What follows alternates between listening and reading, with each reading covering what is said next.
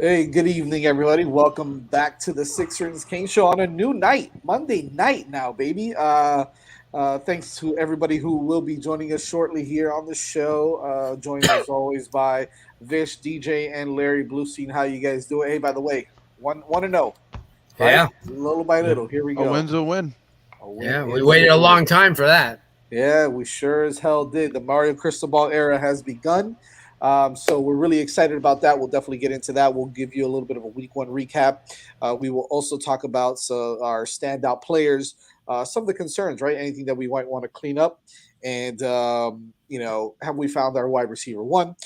Some special teams information because I think we were pretty excited what we saw in special teams. Even though I get it, it's Bethune-Cookman, but still, we saw some electrifying plays there, and of course, our thoughts on the Mario Cristobal era before we actually preview the Southern Miss game, which is week two, which is next weekend. Here down here at the Hard Rock. So, but before we get into that, let's give a shout out to our sponsor, Vish. Let's talk a little bit about our friends over at Manscaped. Again, fellas, listen. Fantasy football is still here. Draft season is here. It's not around the corner anymore, but it is here. So CD Lamb is good. Which, by the way, I have him on one of my teams. But have you seen these beautiful balls? It's time to get your snake looking right for the snake draft with the sponsors of today's show, Manscaped. The leaders in below the waist grooming have created a championship lineup with their performance package 4.0. Join the 6 million men worldwide who trust Manscaped and get ready for kickoff by going to manscaped.com for 20% off plus free shipping with the code 5RSN. That's the number 5 and the letters RSN. 5RSN gets you 20% off plus free shipping. Just a little bit about that performance package, right? You'll find their lawnmower 4.0 trimmer, the Weed Whacker ear and nose hair trimmer, crop preserver, ball deodorant, crop reviver toner, performance boxer briefs, and a travel bag. And to be quite honest with you, like, what happened to me this weekend, guys? My my machine that I used fell and broke into pieces. Thank God I ordered that new Manscaped because it's coming in soon. So I can't wait to use it. Because I swear to you, this is not even a joke. This is not even part of the ad. My trimmer fell on the floor Saturday morning and broke into pieces. And now I was like, hallelujah, I'm getting that Manscaped that I ordered. So, pretty excited about that. See, Again, if go you to were in the shower, then it wouldn't have happened to you. So, exactly. and I got an opportunity to use it. I've had one. I told you, I've had it for a Yep. while, and it's the best. My balls are very smooth. There you go. Guys, don't look so weird, man, because it's true. Listen, I don't know if you guys have noticed, right? By the way, real quick, go to manscaped.com. Make sure you, when you purchase it, use the codes 5RSN to get 20% off plus free shipping. And again, have you seen the commercials lately? I mean, these commercials have gotten crazy on TV, right? And you're just like, well, why aren't there more Manscaped commercials on TV? Well, you're hearing it here as well. So make sure you get your Manscaped. Getting right into it. First of all, Blue, you were at the game. I was at the game. Vish, you were at the game. You got there right on time, apparently. But just out of curiosity, what's your take? How do you feel about the atmosphere at Hard Rock now? I know the parking's a little bit crazy. Blue, we were talking about it off air, but I got there about an hour and a half before the game. Vish got there a little bit earlier, a little bit later than me, and Blue, you might have gotten there around the same time as well. What was the atmosphere? Just your thoughts on the atmosphere at Hard Rock Stadium even before the game started. We'll start off with you, Blue. Well, when we first, I guess, let's see, 3:30 kickoff, I was there probably about 1:30 in the box, quarter two. And then, I watched and I said, wow, there's not very many people here. And then I'm thinking, you know what? There were a lot of people outside. It There took was. me, so I said, I think by 3:20, 3:15, everybody's going to be getting in here. And I was right. And I just told Vish, I've been to a lot of those early season games when they played Central Michigan and they played App State, and the crowds were, when they say, 48,000, you kind of laugh, but when they said 56, you still laugh. But at least I'd have to say there was 40. Yeah. And they were, and you know what? It was pretty impressive. It was loud. and the energy. I think everybody fed off the energy. In fact, in the post game interview, I was in there and I was talking to Xavier Restrepo and Redding, and they said the same thing. They go, "Wow, we fed off that," and I'm thinking, "Wow, that's awesome." Because wait till we get a Florida State in here or something like that. It's going to be crazy. And even this week, being at 12 noon is a little tougher, but that's if you enjoyed it, this is the thing that you say, just like if you were. If you were in Gainesville and you were a recruit and you went to last week's game, you go, "Oh man, this is the best thing ever." Well, if you were a recruit and I saw plenty of them at the Miami game, and you enjoyed this atmosphere.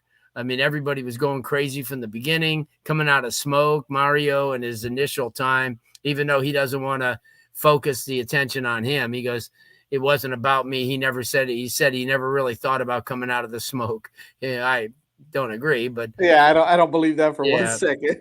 yeah, I think he laid awake at nights after he took it. He goes, "Oh man, I can't wait to come out of that smoke," because he did it as a player for 4 years. So, Right.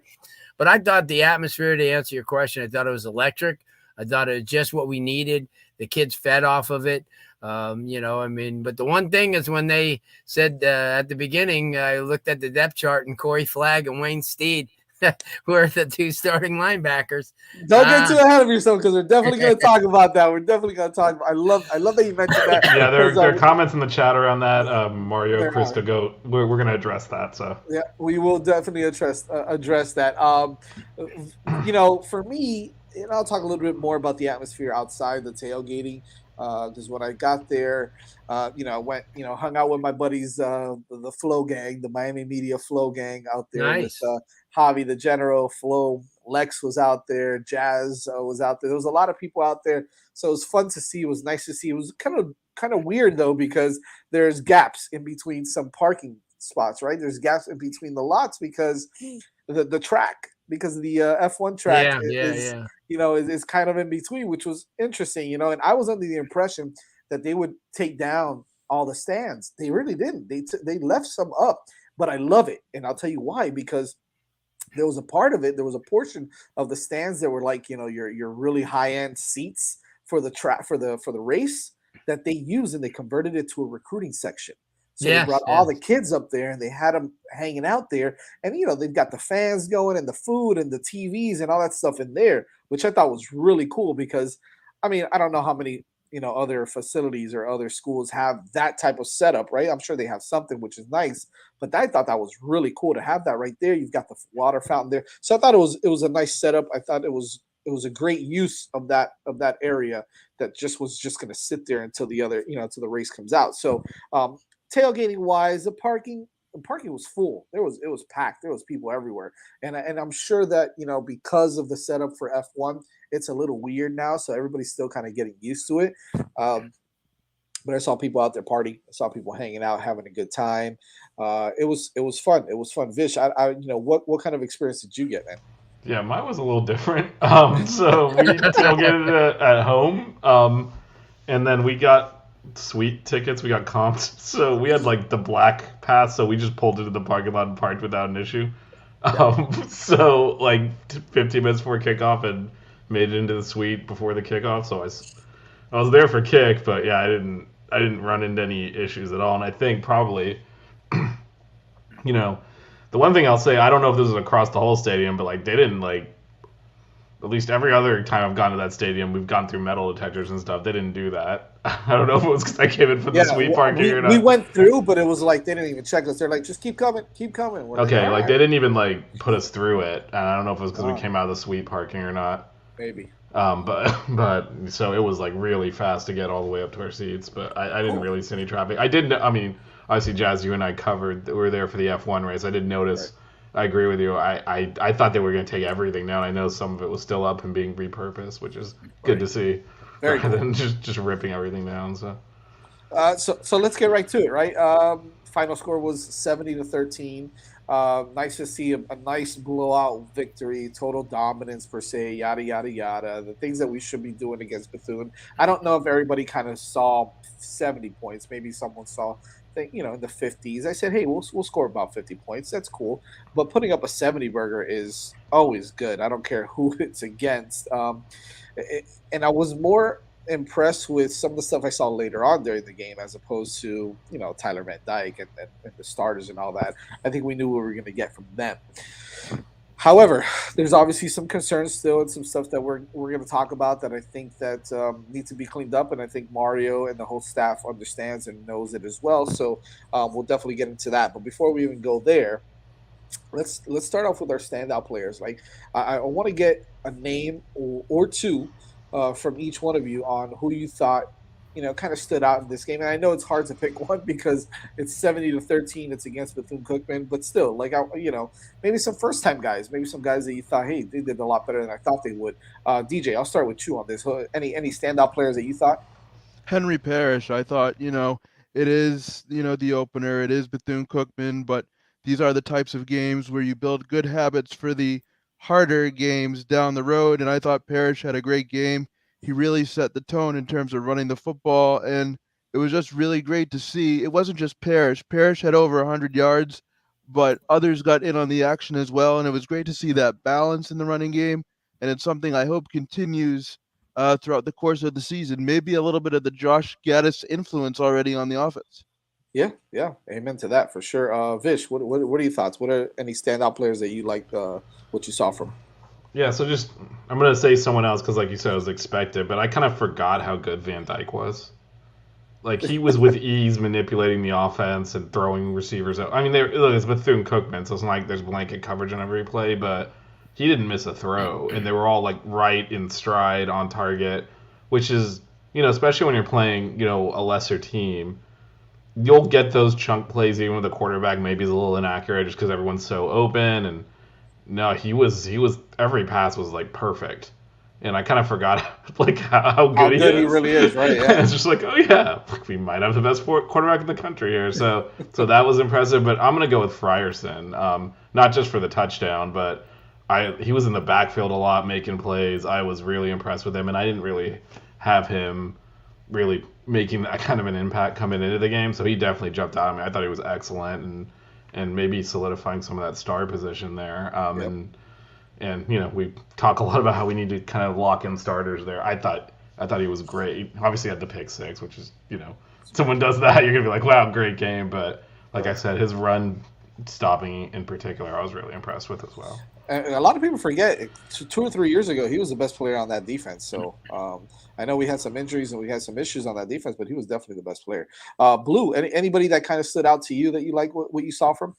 Akeem Mesidor. I thought he had a monster game. I thought Frierson had that pick six because of Mesidor. Yeah, well, there's a lot of people that had a lot of things because of him. If you watch back the game, he was a beast, and he's going to be what an asset he's going to be throughout the year. I mean, I remember watching him, a couple years ago, but he's matured. He's a man, and even in the press conference, everybody kind of said, "Hey, this guy is one of those dudes," and even. A lot of the coaches said that. They said he's definitely going to be a difference maker. I mean, his quickness off the ball's just unbelievable. And I know it was Bethune, but you just kind of prorate it and say, well, it's going to be that way against A&M too, because this kid, he's got great hands. He's strong. He's quick off the ball. He's fast, and he creates. And, he's going to help, like you said, he's going to help everybody else. I'm going to go with one. I was going to say one guy, but because I'll be honest with you, I don't think when Corey Flagg was asked to do certain things that he does well, I think he performed well. He didn't perform too bad in the game. I think he did all right. I honestly think he did all right. But the guy I'm going to go with is I'm really excited to see Corey Couch back in action playing. I saw him in on some tackles, saw him in on some pass, maybe not some pass breakups, but covering really well, just moving around. He looks like a different player, right? That we saw last year. We know that he was going through some stuff, so I'm really excited to see Corey Couch out there, and I can see him. And we'll talk about this in a little bit. I can see him kind of solidifying one of the cornerbacks starting positions. Not necessarily. I know he started at the star per se, but I think it was more of like a nickel if anything. But yeah, I love to see to Corey Couch back in action. So really excited to see. Now to the stuff that's really that really kind of irked me, right? Because I think we all saw that first drive, right? We all saw that first drive by Bethune-Cookman, and he said, "Ugh, they don't look great, right? There's something's going on. They're missing some assignments." And we're talking about the Canes defense. Like, what the hell happened there, right? After a couple of plays where they had some false starts on offense, they gave up some big runs. They gave up a big pass play on a 3rd and long. You saw some stuff that you really didn't like, some missed assignments. What is it? And I won't go around. We can go all day with this, but Blue, I kind of want to get your take on what you saw. And it doesn't have to be defense wise. I was just pointing out that defense because of the first drive. But is there anything that you saw on offense or defense that concerned you, or that you think that needs to be cleaned up? Well, it's a lot of continuity. Remember, there are a lot of new guys in the lineup playing with live bullets for the first time. So, there's always going to be, in practice or scrimmages, they're always going to blow the whistle or they're going to stop action and things like that. Here, I thought that there was a continuity problem at the beginning, but it kind of cleaned itself up because, and I think that was the first drive you're alluding to. I think people were out of position. And then what had to be done is for the coordinators and the coaches upstairs to point out, hey, you know what? When that guy crosses, you're supposed to go one way. You went the other. Let's read keys. And because they started cleaning things up by the beginning of the second quarter, Bethune wasn't doing that anymore. And Miami was coming up with big plays. So I think it was a continuity problem early, but that's to be expected when you're not, you're not going live for any of the time since the year. Yeah, you bring up a good point. I thinking about it from that perspective, yeah, I mean they haven't really hit anybody, right? They just pop you and they don't bring you to the ground. No. And I think Mario Cristobal spoke about that. He said we haven't brought anybody to the ground all camp except for maybe in the scrimmages. So it's a little bit different when you're not hitting your friend or your buddy. Definitely, right? When you're hitting someone else, it's definitely a little bit different. I still think that there needs to be some cleanup on, at the cornerback position. And Mario Crystal just mentioned DJ Ivy. I think DJ Ivy made a couple plays where his angles were not very good. And you saw the quarterback, Jalen. By the way, people don't know this, and watching the game back, I realized who their quarterback was. Jalen Jones was once a UF commit. I know, yeah. You know what I mean? People don't. And their tight end number 1 used to be at Louisville, and their tight end. They had like 9 or 10 guys who were Power 5 guys. Absolutely. And when you think about these, you say okay, and then you saw Jalen Jones make some throws. Yeah. To DJ Ivy's side. And you saw DJ Ivy not playing press. Maybe they weren't supposed to be playing press, but the point is that I can still see that he needs to start picking it up a little bit more, because you saw Daryl Porter come in and play a little bit more. You saw Isaiah Dunson get some playing time. You saw Malik Curtis get some playing time in the late second quarter, if I'm not mistaken, into the third. So you saw some guys, and if some of the guys start stepping up a little bit more. DJ Ivy's a 4-year guy, 5-year guy. He has all the tools. He looks the part. He looks like a first round cornerback. Smart, very smart. Yeah, he's a smart guy. I just think he needs to put it all together still on the field. You saw him taking some bad angles, especially on that 3rd and long where he got caught inside and had to redirect. I mean, look, like you said, Blue, though, they have to clean some stuff up. So I think that they'll be fine with that. To be expected. I think the linebacker play you saw, here's what I did see with the linebacker play, and we'll kind of move on after this, is you saw some of the strengths come out right away, and you saw some of the weaknesses come out right away. Here's what I saw, right? I saw, again, Corey Flagg playing north and south. I think he's a great linebacker playing north and south. East and west, I just don't think he has the speed for it. But then you bring in Caleb Johnson, and you see how much faster he is. and that sideline to sideline stuff. You're like, holy crap, yeah, Caleb Johnson's got the goods there. I still think he needs to clean up some stuff as well, though. Like, I think that linebacker position is the biggest concern for me. I just think they need to clean up some things and they need to add a little more experience there. You notice Mario Cristobal spoke today highly of Wesley Basaint, saying that they need to figure out a way to get him more on the field. He's starting to pick it up really well. So I'm hoping that that happens. I want to see Chase Smith out there more. You saw a lot of those guys play special teams as well, which we'll get into in a second. So that's really my concern. I think that we'll clean it up, and I think we'll be fine with that. But moving along, because I think this was the one that has me the most intrigued right now, because a couple of guys did really well, and I want to get your take, DJ Vish, on this one, and Blue. Although I think we kind of figured it out. Have we found our wide receiver one yet? Yes or no? We obviously saw a great play by Xavier Restrepo, right? And we know that he's TVD's roommate, so I know they're best of buds. But you just see it almost feels like X is always open. Yeah. He's gonna be that guy, right? He's gonna be that, and I don't want to compare him to Berrios, but he's in the same mold. He's got a lot of the same things that Berrios, Mike Harley. Okay, he's kind of in that mold, right? That guy that can play inside, but if you put him outside, he can beat you one-on-one also, right? You don't get it twisted. He can get open.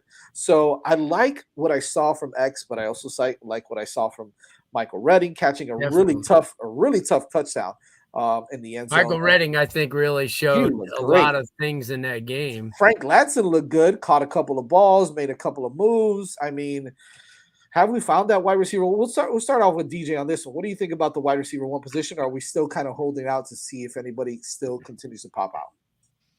I mean, I think Restrepo made a strong case. I mean, here's a guy that's been around the block both in the Manny Diaz era and now kind of bridging the gap to the Mario Cristobal era. I mean, he had a fantastic game. He's a type of player that you can depend on to be consistent. You know what you're going to get out of him. He's a quarterback's best friend, literally and figuratively, because he can, get yards after the catch, make tough catches, and he's got great hands. He averaged 20 yards a catch on Saturday, so I'd say that's pretty good. And so I think he really showed that he can be that wide receiver one, and he can be that type of playmaker that can be a security blanket and take over a game if necessary.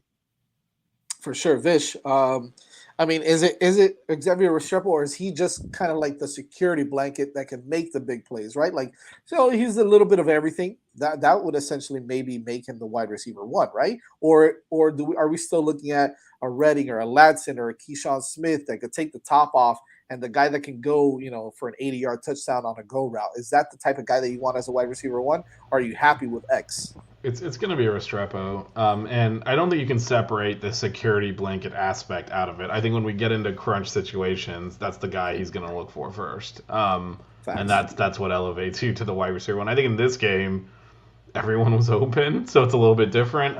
But I do think when it comes to crunch time, if you, like you say, need someone to get open, make a tough catch underneath to get like 6 yards and get a first down on 4th down or whatever, he's going to Restrepo. So I think. It's kind of not traditional to have the slot guy be the number one guy, which is I think why we're even having this conversation, because it's clearly he's the man. I think we're kind of seeing that, but like you said, it's not traditionally how you would look at a number one, but yeah, I think he's going to be the guy. He's going to lead us in receptions, and it probably won't be close. Yeah. Really quick, I'm going to get Blue's comment. Yeah, but that's what I wanted you to put up. X is a slot receiver. Let's not get it twisted. Against bigger, faster, stronger teams, he will do damage from the slot. Thanks, Pip Down. By the way, thank you for everybody who's in the chat. Al Doberling. Thanks, Al, for the wishes, too. Yes, absolutely, man. Absolutely, and Pip Down. So, Blue, what's your thought on what he just said there, what Pip Down just said about X? Being a slot receiver, doing some damage on the inside. Can he still do some stuff on the outside though? Is he the wide receiver? Is he wide receiver one for the Canes? But what does it matter if he's as long as the productivity's there? That's the way I look at it. If he's going to find the end zone, I don't care where he's going to go to do it. I mean that's where I look. So to me, I like Redding. I agree with you. I mean, I thought Redding established himself. He made great catch. He gets open. I mean, until you find somebody else. And so I don't have a problem with X being the guy. I really don't. Yeah. I mean, because if he, whether he draws a safety or he draws a corner, if he draws a corner, what's going to happen? You could use him as a decoy a lot of times. And because they're going to go with him because he's a reliable receiver. He's not going to drop the ball. So if he should come out of the slot position and go towards the corner and maybe move. He could to me, he's going to draw safety or maybe even linebacker coverage, but mostly safety coverage. So to me, on the touchdown, he ran to the corner. So to me, it doesn't really matter. I mean, as long as he's productive, and that's going to be the end result. Is you could have a guy that looks pretty and Romello Brinson and all that guy, but if he's not being productive, and that's why I said, when we were talking about the linebacker position, and I said, to me, I like all the bells and whistles are nice, but productivity is everything. I mean, and at the end of the day, here's a perfect example during the press conference. Because Mario really doesn't know stats. He doesn't care about them until the end of the game so he can answer questions. So he had the stat sheet, and someone goes, what did you think about Xavier's performance? And he looks down and he goes, I like it, he said. So that's what I'm saying. He saw the 5 catches for 100 yards and the touchdown, and what's not to like? I mean, that's where I come from because, he could, you could have a 6'4", 210-pound receiver who catches one ball for 9 yards. So how productive is he? And to me, Will Mallory made a couple of catches. I think maybe they're kind of playing possum with the linebackers for a while. With the tight ends for a while. Well, apparently he was on a snap count also because he's just still getting back from injury. Yeah. Yeah, no, but not just him, but Arroyo too. I saw they put Mammarelli was in there. We saw Skinner in there later in the game. But I think that's what's happening there. I think Will Mallory's going to be that guy when they play an A&M because, they're going to try their hardest to stop the run and they're going to force you to throw to those outside guys. And if you don't have an outside guy, they'll bottle up Restrepo. Obviously they're watching every single thing. So to me, that's where the tight end comes in. Look at last night in the LSU game. Look at Jason Taylor's son in his first freaking start. Come on. Yeah, he became the factor in that game. He's the one that got him down inside there. He made 2 good catches. He missed a block on the extra point, but that's going to happen. But that's what I'm saying. If you have a guy like a look at Georgia. Georgia's got 2 or 3 guys where at the tight end position. So if you bottle me up outside and you cover me as my slot guy and you have the running game, so the guy who's left in the whole equation's your tight end. And that's how come Georgia will win the big games because they have a tight end. I think Miami has a tight end. It's just that they have to use them. But this is my point. When you think about Restrepo, obviously, not against Southern Miss and not against Middle Tennessee State or any of those schools like that, but against some of the Clemson's and programs like that, they're going to have an answer for everything you're throwing at them. They watch film, so they understand. So that's why you have to be creative. Gaddis has to be creative as an offensive coordinator and come out. You always have to establish a run. There's no doubt. And Miami's got the backs to do it. You had 2 of your best guys out, but at the same time, you ran the ball extremely well. I know that, I know Bethune-Cookman is, not, the greatest, but again, you just said you're not assimilating a game, you're playing one. So anything can happen. Listen, thank God we didn't have Jackson State as the first game. That could have been a little bit tougher. But that's what I'm saying. To have a number 1 receiver is the guy who's the most productive. So if you could call like Rambo last year, Rambo was a true number 1 because he caught 10, 11 balls. He caught 9 balls. He caught 8 balls. To me, you could be the number 1 and catch 2 balls, but how productive are you? So Restrepo right now is going to be a guy, like you said, there's a comfortable feeling between he and his roommate, and they're best of friends, and they care about each other, and he knows that if he throws it to X, if he throws it to X, more times than not, it's going to be a productive throw. Yep. Yeah, I don't know, but he just asked if Chaney's going to be back, but what I saw the other day is you guys Parrish without Rooster. Obviously Chaney, but I'll tell you what, you have a big back in Thad Franklin. And let him punish you. Let him punish that. I don't care. Even if it's A&M or Clemson, he's still going to punish him. He's bigger than anybody they're going to face. And I mean, and also the young man who transferred from UAB, who's a big kid as well. He got some carries in there. And Terrell Walden's kid. Wow. Geez. Scored a touchdown. Making me feel a lot older now. Look, I think all the running backs did fantastic. But going back to that wide receiver one, here's what I think about also, right? Like, and I'm not comparing us to them last year, but Georgia won a national title without a wide receiver one, right? It was really their tight end, right? It was Bowers, who was their go-to guy.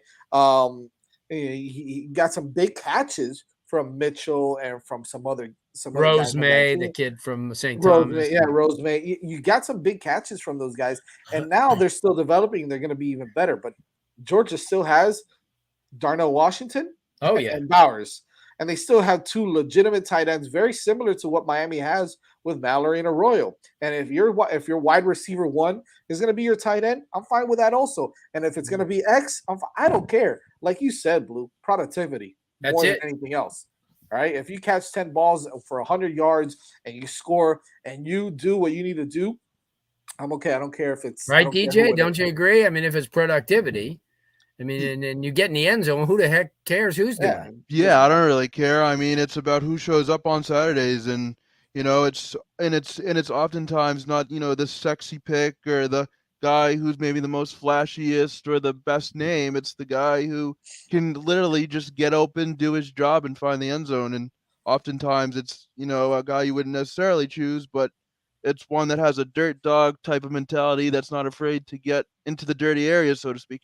Absolutely. And by the way, I obviously I know Josh Gaddis was very vanilla in his play calling against Bethune-Cookman because we're not showing much. Gonna have to show a little bit more against Southern Miss, but I still think that we're look, we didn't have Rooster like you mentioned, Blue, like some of the people in the chat did. Rooster's coming back this week. Zion Nelson is apparently going to get some playing time this week. Both of them are apparently back, so you're going to see that offensive line look good. It looks solid with John Campbell left tackle. Does he move now to the right? Do they move Scaife inside? Jalen Rivers is clearly right now. I think clearly Jalen Rivers is the best offensive lineman on the team. Very close. I guess Zion once he gets back, but I love Jalen Rivers. That left side is going to be tough to do anything against. So I'm excited about that. But again, it's game one. We got to take it game by game. I saw some of my friends that are actually Bethune-Cookman graduates. They're old high school friends of mine that were like, "You guys kicked our butts today." I'm like, "It's not nothing to be proud of, or nothing. It's nothing to brag about. Don't worry about it." But yeah, we did. But it is what it is. That's exactly what we need to do. So, listen, again, I think at this point we could probably say that X is our wide receiver one, but I can also see the tight ends kind of developing into that as well, and some other guys, right? So what we saw also is no wide receiver dropped a pass, and I think people need to realize that the last 2 weeks of camp, nobody got to see anything, and the quarterback, and from what Gaddis is saying, all the wide receivers played great, and we saw it. No drop passes, they executed, they blocked. I'm happy with what's going on there, and they're just going to continue to develop.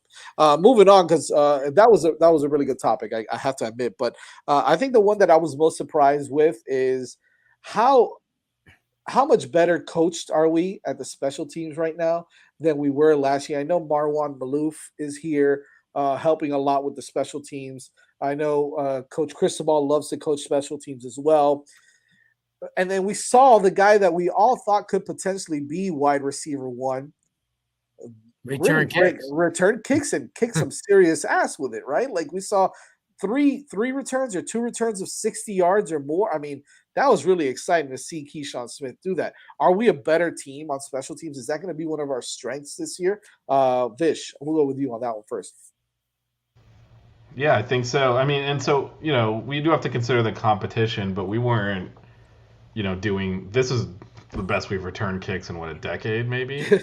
Like, I mean, in one game, just every time, every kick return was dangerous, and yeah, it's Bethune-Cookman. If you play a better team, you're not gonna, some of those, like, no one touched him for like 30, 40 yards. So, you're not gonna get that kind of blocking against every team, but right. It's clearly a point of emphasis. And I think the other thing is, with the new fair catch rule, it's most people just fair catch it. It doesn't really matter the context at this point because even you don't even have to be in the end zone to fair catch it and get it out the 25. So it's kind of like a lost art, and these can win games for you.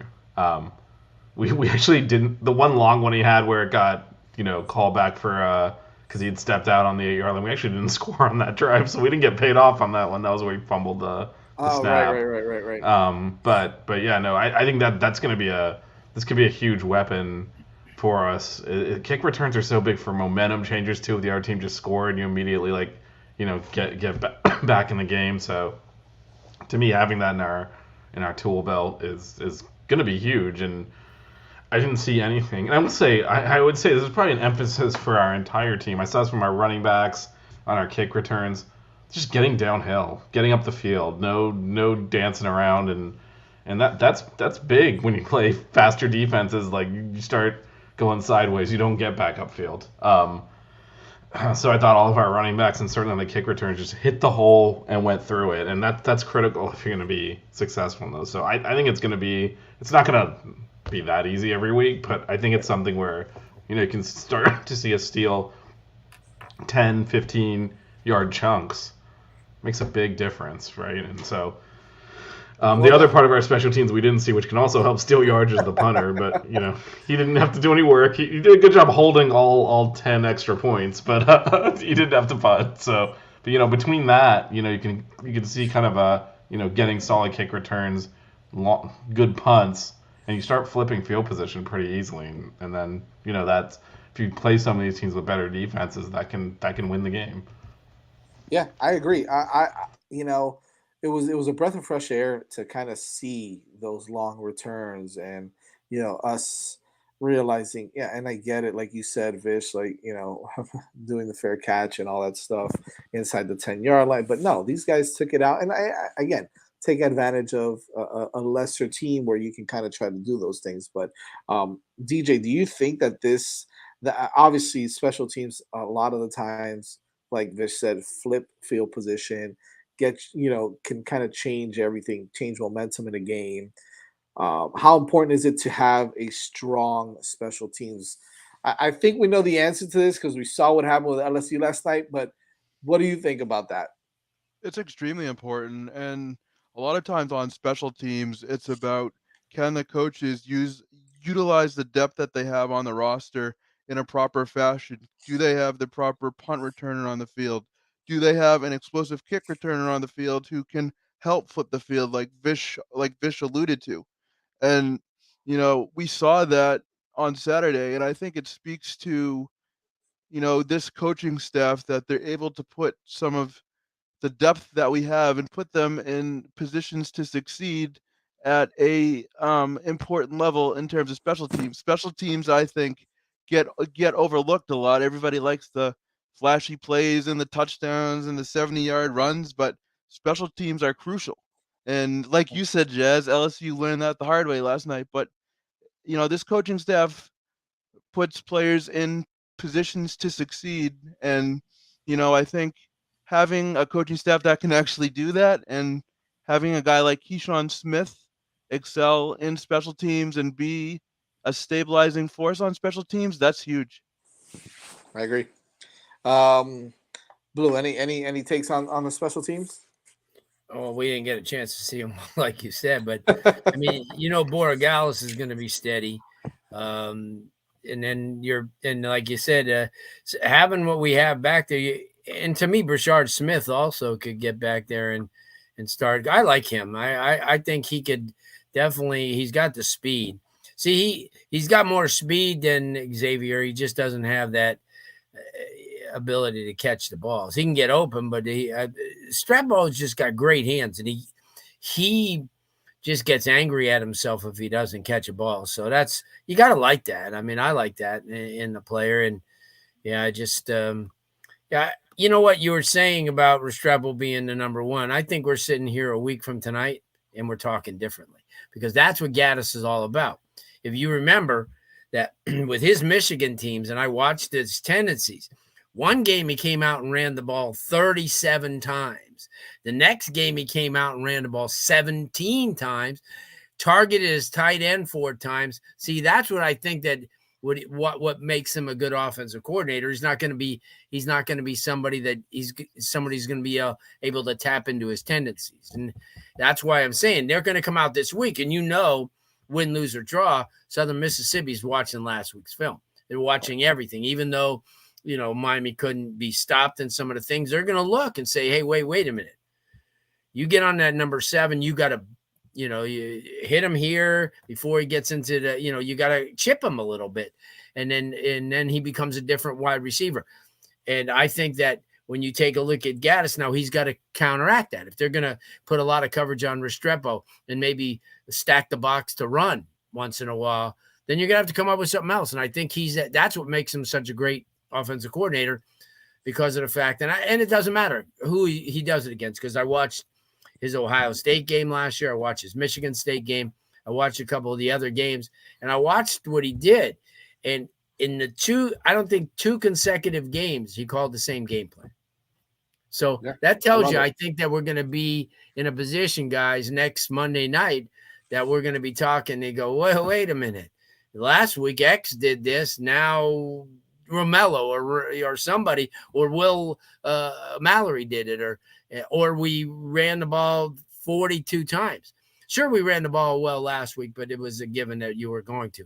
But I think you look at Parrish, and you can see why Parrish is a major get. I mean, he's a big-time kid. I don't care who he's playing against. He had 848 yards rushing last year in the SEC. So to me, I think he has so many different avenues, but to think that he's going to come right back and run the same game plan, I don't think he is. I just watched him last year. That's what I love about him. He's so multiple. So I think it's going to be pretty exciting. Go ahead, DJ. You want to say something real quick? Yeah, no, I was just going to say, kind of what Blue said. Gaddis did a nice job last year at Michigan of making Cade McNamara comfortable one game by developing the running game, and then using McNamara as his top weapon to spread the ball around. There was really no set game plan that Michigan had. Gaddis just put his players in good positions to succeed, whatever the plan that day was. So, those multiple looks were part of the reason why I think Michigan, succeeded last year. It was just because of the different looks they brought to the table and how Gaddis was able to utilize his personnel. Yeah, well, facts. I mean, couldn't have said it better there. So before we get to the end, before we preview Southern Miss, let's give a shout out to one of our sponsors here. It's Prize Picks, Vish. Let's talk a little bit about Prize Picks. It's the official fantasy app, official daily fantasy app of the 5 Reasons Sports Network. Make sure you're using the code 5 FIVE when you sign up. What they'll do is they'll match your initial deposit up to $100. Which is really great. Make sure when you sign up, use the code FIVE and you'll get that match. Here's a good thing. You don't even have to spend it all at once. You can play the Super Bowl. You can play the NHL, NBA, college football, the NFL, everything. You can do it all, and you can even pair players from different teams and different sports. Make sure you check them out. Here's how it works. You pick 2 to 5 players. Then you play the over-under on individual categories. Okay, that's how you win. It all depends on how much you want to win is how many players you pick. Real easy. Go to prizepicks.com. Sign up today using the code 5, prizepicks.com. Make sure you check them out. So get into it. Before we close on out, we obviously want to preview Southern Miss. Another team that is obviously not at the level as, some of these Power 5 teams that we're going to be facing this year. But nonetheless, got some players. I know they've had some issues. They had some issues last week. Tough game in a big, tough loss to Liberty, but they lost their quarterback. Now we don't know if he's going to be ready for this week's game. I think Vish, you told me that earlier, but I think the biggest thing, right, is a familiar name is coming back home to Miami to play a little football against the Canes, and that I know we know him real well, as he is arguably one of the greatest running backs of all time here at the University of Miami. Frank Gore Jr., the son of Frank Gore, is actually the running back or the everything at this point for Southern Miss right now. He went off last weekend, this past Saturday, because he had no other choice. He played quarterback, he played receiver. I don't know if he played receiver, but he played running back, he played quarterback. He did it all for that Southern Miss team in the loss to Liberty. But yeah, it's going to be interesting because it's, we're kind of going from progressing, right? Bethune-Cookman to a little bit of a better team, Southern Miss. How do we perform against them?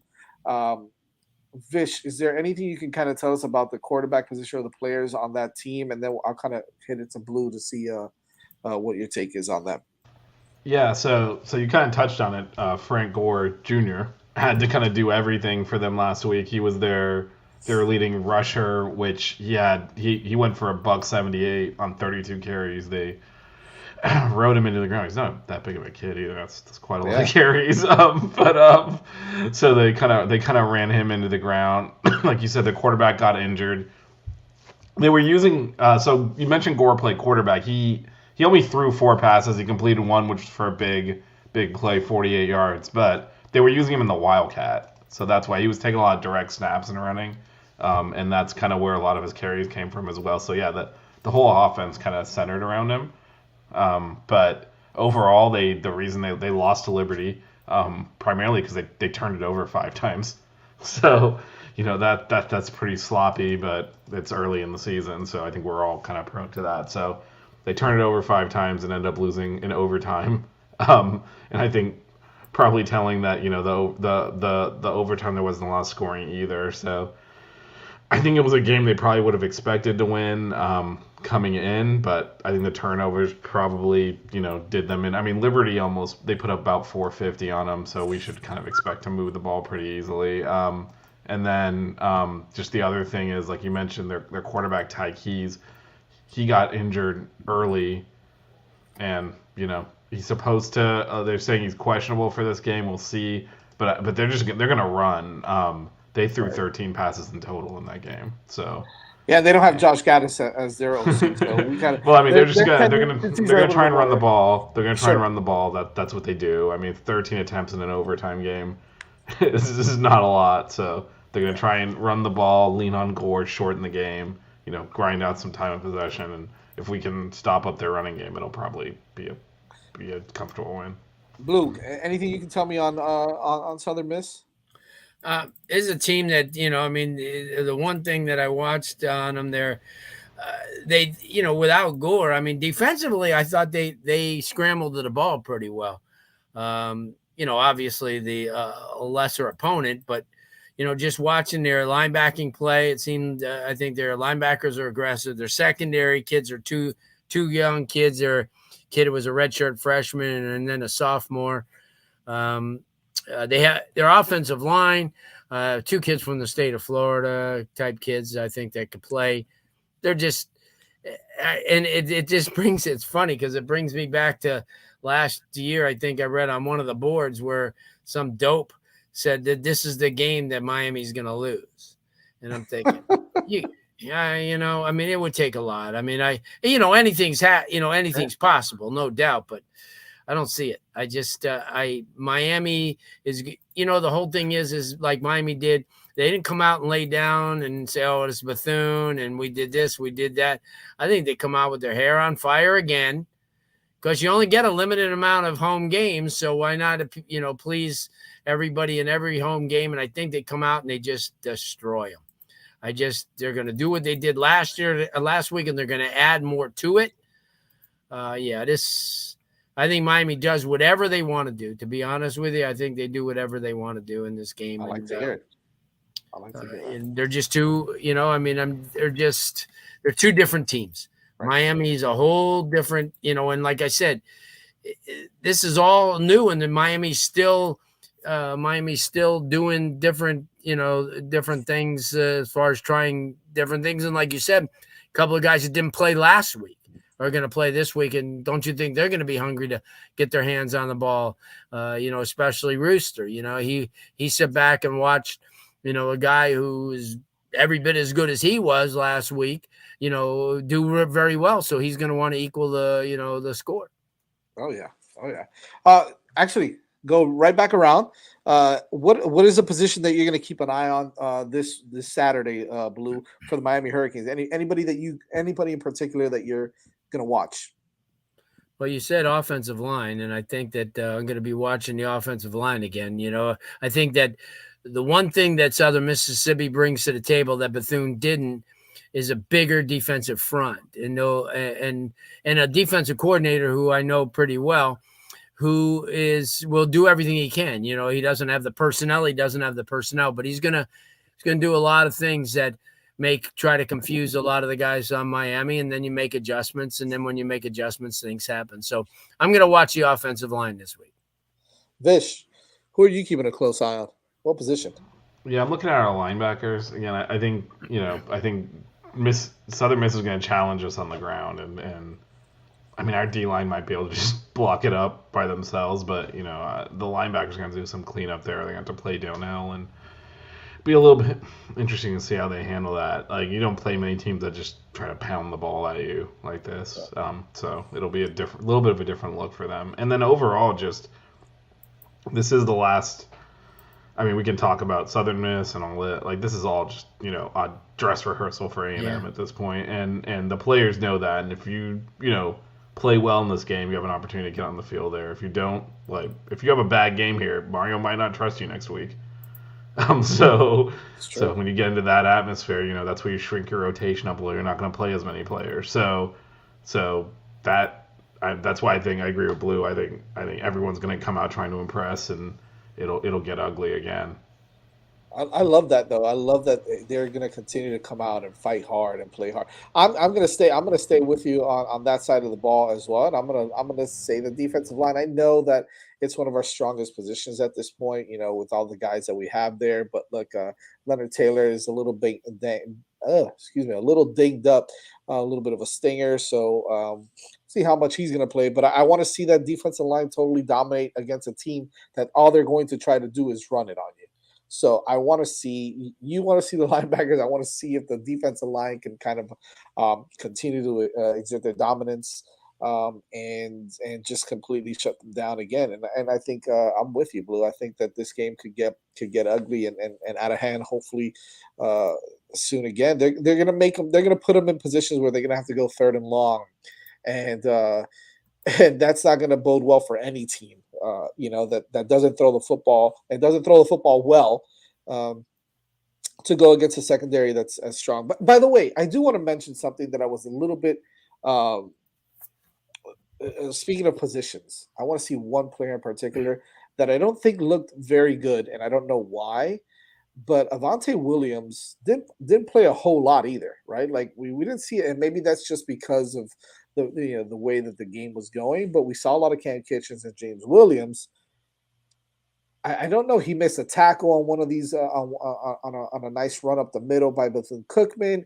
Just didn't look great this past weekend, and he's been one of the most consistent, if not the best, defensive player in spring and in fall. So.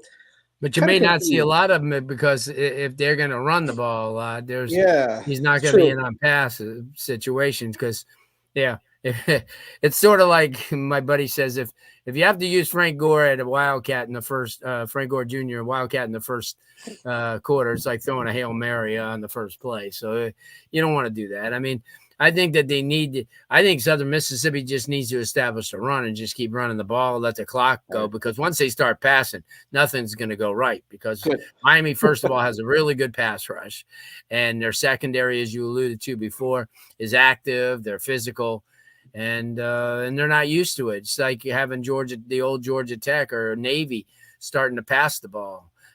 They're just not used to it. They're more comfortable running, but as soon as Miami puts the foot to the pedal, what's going to happen is they're going to be 3 scores down and they're going to have to throw. And then it's going to get way away from them. Nice. Well, you know what? And I know that this is kind of, it's tough. It's tough to say because this is a game that we should win comfortably again. But Vish, I want to get your, one key to the game for this game against Southern Miss. Yeah. Don't get injured. Yeah, really. I like that. Hey, I mean, that's if we come out healthy. I mean, look, there's things that can go wrong. Like if we look like garbage, and if let's say they put up 30 points or something, we're gonna have a lot of questions, right? I think Bethune-Cookman was a little different. It was more a few busts. Like they had a lot of chunk plays where we missed assignments and kind of had defensive busts. Those are easy to clean up. already have looked at the film, been like, you misread that. Those are easier to clean up. If we actually see them, because they're going to try, like I said, they're going to challenge us physically. They're going to try to. If they're actually successful in doing that, I think that would be kind of a, outside the flippant, like, oh, just don't get hurt. But that would be kind of concerning because we're definitely going to play more physical, better conditioned teams than Southern Miss. And if they're able to run their normal offense, which is to ground and pound it, and have success doing that, to me, that would concern me more than us losing someone in a misdirection, Bethune-Cookman getting a long pass. To me, those things happen, especially in the first game, but Yeah. we should be able to physically overwhelm Southern Miss, so that's what I'm looking for. Like, we should be able to physically overwhelm them up front on both sides of the ball. Well, Blue, you got any keys to the game per se? Key's game is to come out, like I said, high energy. And I don't think he's going to let him not, because he's going to he'll get in their faces if he has to. It's an urgent thing for him. He wants to show that this team is different, than the rest of the teams that we've seen, because there's a lot of fans that are skeptical still. The 70 points didn't blow a lot of people away because it was against nobody. So they want to see, and he understands that. We've been through a lot. It's sort of like your ex, and your new person in the relationship pays for everything that your ex did. So I think that's what a lot of fans are, really, when the fans are really in that mode right now is, let's go out and, like in the old days. I remember when you went up to Morgantown and beat West Virginia 56-7 because you were supposed to do that. That's what needs to be done. Because let me tell you something. Alabama doesn't take the damn foot off the gas. Either does Ohio State or Oklahoma or any of those schools. So to me, Miami, if they want to be one of those teams, how did it work out for Mario's ex team the other day? They got crushed. Worst freaking loss they've had in years. So to me, there's a lot to do with the way they come out of that locker room, with the energy that they come out with. And even if they make a mistake early on, they just rally around it, and I saw that in a high school game last week. Shaman Amadana got down 14-0 at home against Dillard. And you look on their bench and there wasn't a concerned face. They just knew, okay, make adjustments. Next thing I know, it's 42-14. So that's just how it happens. It just, that's the way he coaches. And I don't think he's going to let anybody get flat or they won't play. Fair enough. I like that. I don't think I need to say anything about that. Make sure you guys keep it locked here on Saturday. We hopefully me and Blue, I will be up in the box with you this time around. Okay. We'll have a little something for you guys then. However, make sure you follow us on Twitter at 6 Rings Canes. Make sure you subscribe to us on the YouTube channel. It's the 5 Reasons Sports YouTube channel. Subscribe, smash the like button. Give us a shout out there. We are moving regularly now to Monday nights as we will recap the previous week's game and look ahead as well. But look out for some extra content for us during the week now that it's a little more opened up. Myself, Blue, Vish, we will have some extra content. If you still want to read something really cool and really fun, go to the 5 Reasons Sports website and check out the last thing that Vish wrote as well, Mario Cristobal and all that. That was a really good read. But make sure you guys follow us again every Monday night, 8:30 p.m. right here on the 5 Reasons Sports. And I'll just say this. So after this next game, which I think we all expect to win, we do have Texas A&M. And I've mentioned this before on the show. I was born in that town. I have some ties to it. You're going to get some content here. You're probably not going to get anywhere else just based off of that. So Yeah, we'll definitely be pumping stuff out in the week leading up to that. I'm going to the game as well, but I'll get some people. Fish got that Kyle Field hookup, man. That we used to. This is a little story time. The only games we used to go to was the local Dairy Queen used to give out. This is when they were in the SWC, give out cheap tickets to the Rice game. So we used to go watch them play Rice every other year. Oh my God! I'm sorry. Sorry you had to go through that. But again, thank you guys for joining the show, and we will see you during the week and on Saturday. But keep it locked here for every Monday night at 8:30 p.m. We'll talk to you guys soon.